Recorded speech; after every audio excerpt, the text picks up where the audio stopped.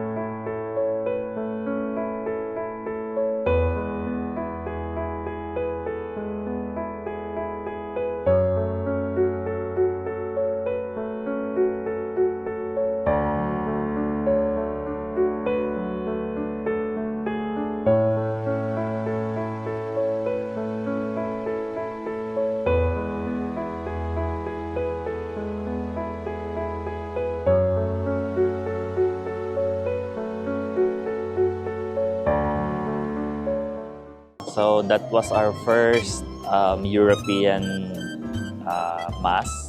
Hindi pwede mag-video or mag-picture sa loob. Bale, tuwing 9 a.m. hanggang 11 a.m. mass is bawal mag-picture. So parang hindi open for viewing or visiting. Open sila for visiting is from 2 p.m. hanggang 5. Tapos medyo strict sila kasi nag-open yung gate exactly 9 o'clock hanggang 9:30. So once na malate ka, hindi mo masimulan siya, hindi ka makakapasok. So hindi na sila nagpapapasok ng mga late. Almost similar naman siya sa mass natin. Ang naninibago lang kami is sobrang daming pari. Bale, yung pari yung nagbibigay ng mga hostya, ganun. Tapos very solemn kasi tahimik talaga sa loob. Yung entrance ng mga pari is may mga guard nung mga sinauna. Siguro ganun before.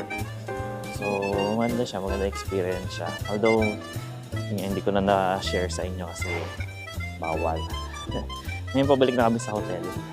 Guys lang kami. Then, we're go to the train station heading for Paris.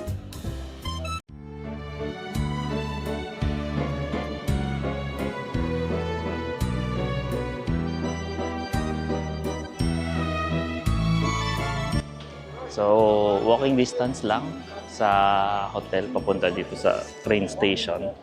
Yung train na sasakyan namin is 12:50. So, we have 40 minutes. Pero dito, ang waiting time ng kung kailan mo malalaman yung gate is within 20 minutes. So, pagdating ng 12:30, tsaka lang namin malalaman kung anong gate yung tren. Tapos, sa kasamaang palad, sumuko na ang aking maletang malaki. So, ayan. Kapag pinupul ko na siya, pumapasok yung gulong.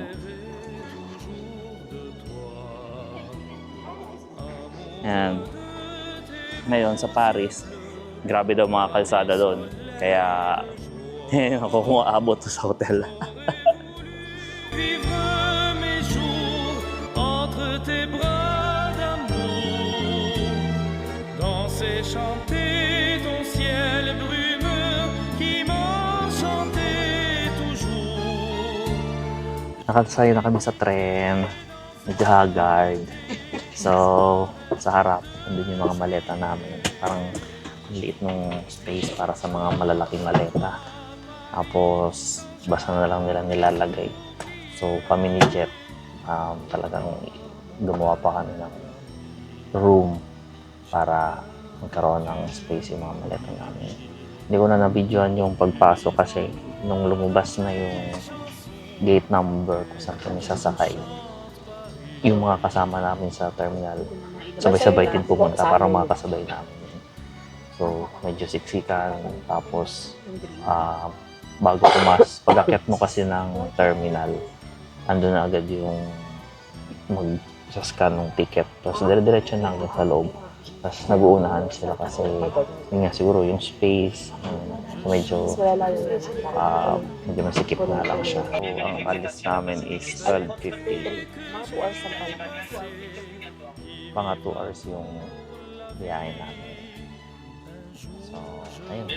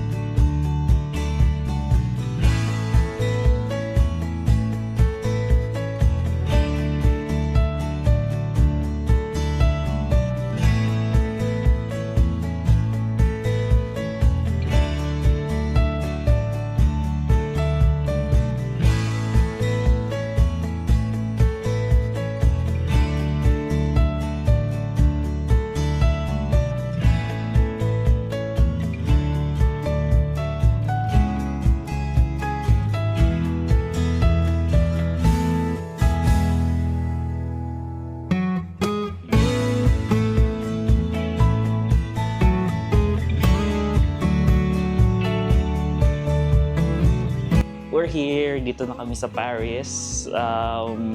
Nag-check-in na rin kami. Ang na-stayan namin is Airbnb.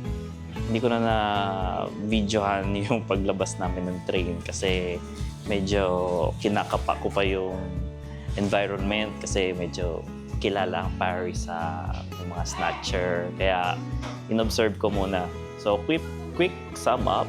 So, walking distance lang yung train station papunta dito sa tinuluyan namin sa Airbnb. But when we arrived, nililinis pa yung place. So, we agreed naman na iiwan yung mga luggage namin. After we left our luggage, naghanap muna kami ng kakainan.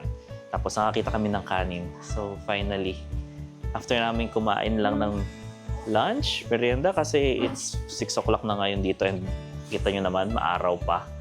Nag-take out na lang kami ng mga rice. Since Airbnb yung ni-stayan namin, meron silang heaters, may microwave, may ano tawag dito? May pang-coffee, may ref. So, technically, bahay na rin. 4 bedrooms ang binook namin. So, itutour ko kayo. So, ito yung main entrance ng place. Then, meron mga 3 rooms. Sa dulo si Ate Pao, tsaka si Lehani. Ito yung room namin. So, ayan. May mga pillows, tsaka nandito yung mga towels. Tapos yung view namin, ayan. So wala siyang aircon. So, ayan. Wala.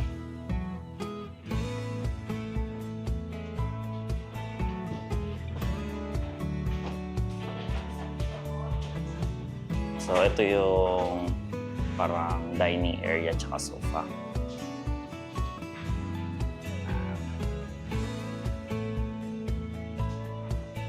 Ito yung kitchen. So, may ref. So, bumili na kami ng mga inumin, water kanina. Lamig.